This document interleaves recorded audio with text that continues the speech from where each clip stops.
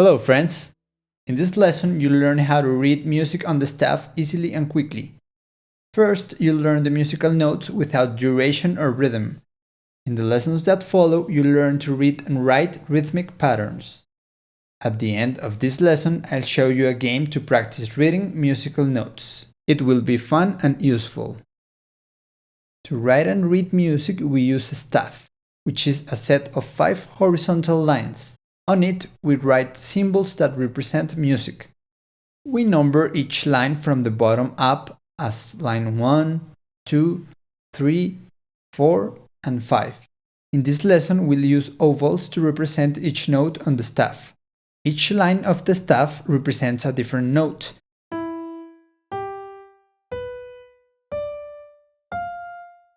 The spaces between the lines also represent musical notes.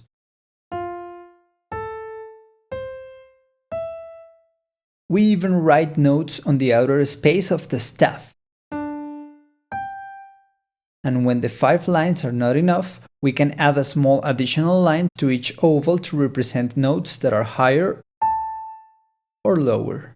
On a staff, the higher the note, the higher the pitch. The staff works like a timeline, and we always read the staff from left to right. When we have notes above other notes, or aligned vertically, it means they should be played at the same time.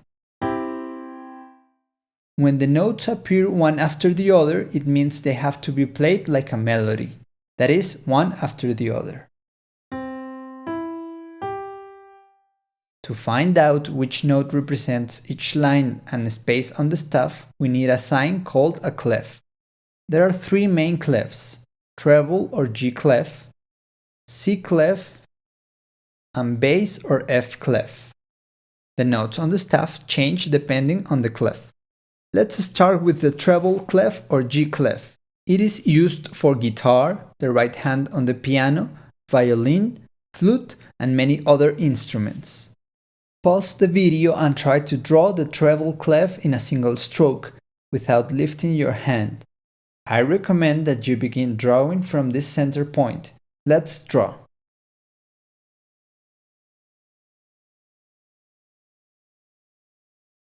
The center of the treble clef tells us which line is the note G. Most of the time, the center of the treble clef will be on the second line from the bottom. So every time we see an oval on the second line, the musical note is G. Although clefs can be moved up or down on the staff, you'll usually see the G clef starting on the second line. The note above the second line on the space is A. The third line is B.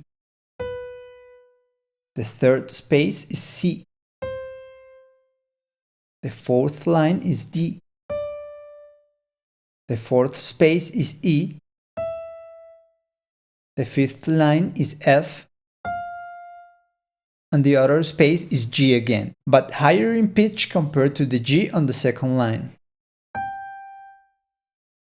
If we need to write higher notes, we can use small lines with the oval. For example, the following note is A. The next note is B with a small line below. The note that follows is C, and it's written with the corresponding additional lines below. You can keep adding all the lines you need. Descending from G, we have F in the first space, then E on the first line, then D on the external space, and then we can add all the lines we need. This is C using an additional line.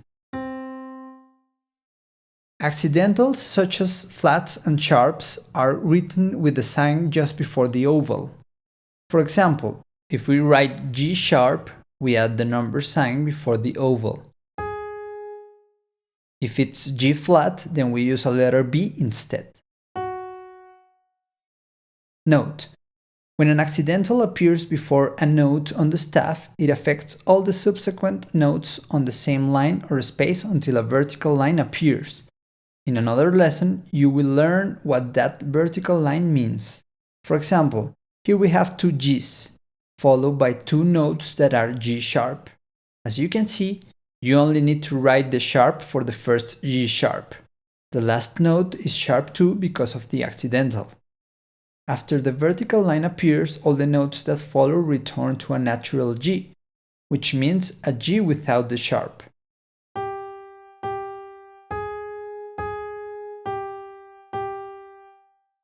If you need to write a natural G after a G sharp, you can use the natural symbol, which means that the note should be natural, not sharp or flat.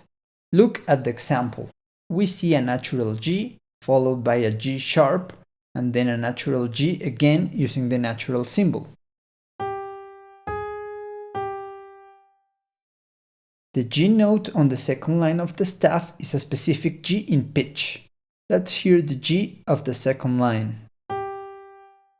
As you may remember from our musical notes lesson, several sounds have the same note names but differ in pitch. For example, this is G from the second line, and this is G above the fifth line.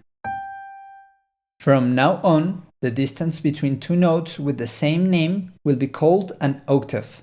In the lesson about intervals, I'll explain why it's called an octave. Right now, I just want you to remember that the distance between two notes with the same name but different pitches is an octave. The term octave is widely used in music.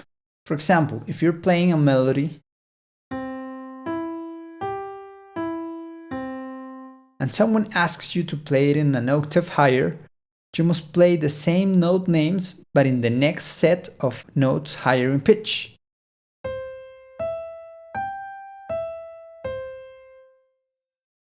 Someone might also ask you to play an octave, which means playing two notes with the same name but a different pitch. A complete piano has 7 octaves. To be more specific and differentiate notes with the same name but different pitch, we number each octave. We will count the octaves from the note C. The first octave is number 1, then octave 2, then 3, 4, 5, 6, and 7 full octaves. If the piano has more notes to the left of the first C, we can say they belong to octave number 0. Numbering octaves is useful when specifying a particular note. The G on the second line of the staff using a treble clef is the one from the 4th octave. Note: this way of numbering octaves is the internationally recommended technique. However, you may find some pianos, computer programs, and other theoretical explanations referring to the first full octave of the piano as number 0. Therefore, you would need to subtract 1 from the numbering method used here. During this course, we follow the international recommendation where the G from the treble clef is the one in the 4th octave. In instruments like the guitar, although we use the same treble clef, it's a special version that is 1 octave below. This means the G on the second line is the one in the 3rd full octave of a piano. This is the bass clef or F clef. It is used for the bass guitar, the cello, and the left hand on the piano, among many other instruments. This clef is easier to draw than the treble clef.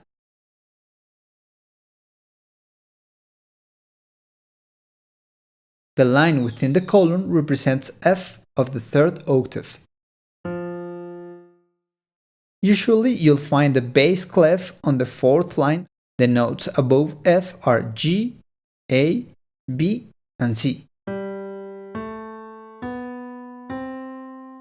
And below the 4th line, E, D, C, B, A, G, F, and E.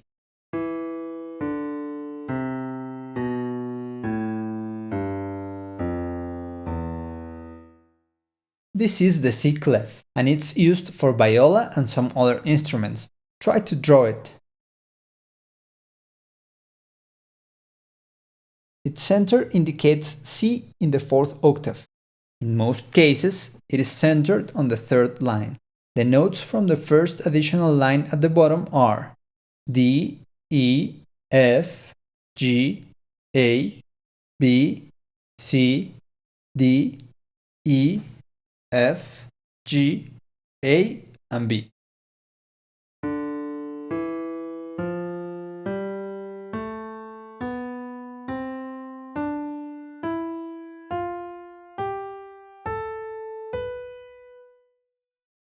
The grand staff is the union of two staves, the upper with the treble clef and the lower with the bass clef. We use a curly brace to link them on the left before the clefs. It is used for instruments that can produce many notes, such as the piano. Notice that the first additional line above the fifth line in the bass clef is C of the fourth octave, and the first additional line below the first line in the treble clef is the same C. That is why we call this note middle C. It can be written alone in the center of the two staves. I know this might seem like a lot of information, but I'll give you some advice to learn all this quickly. To learn how to read the notes on the staff easily, you must begin with a single clef, such as the treble clef. When you're comfortable with this clef, you can move on to the bass clef and then to the C clef. Don't try to learn them all at the same time because it will be confusing. When learning to read the notes on the staff, you should first learn the lines, then move on to the spaces, and finally combine them.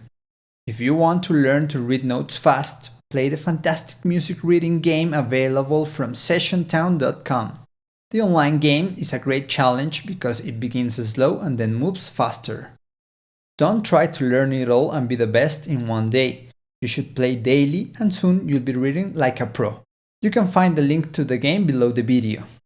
Please share this music course with your friends, family and fellow musicians, and thanks for clicking the thumbs up button.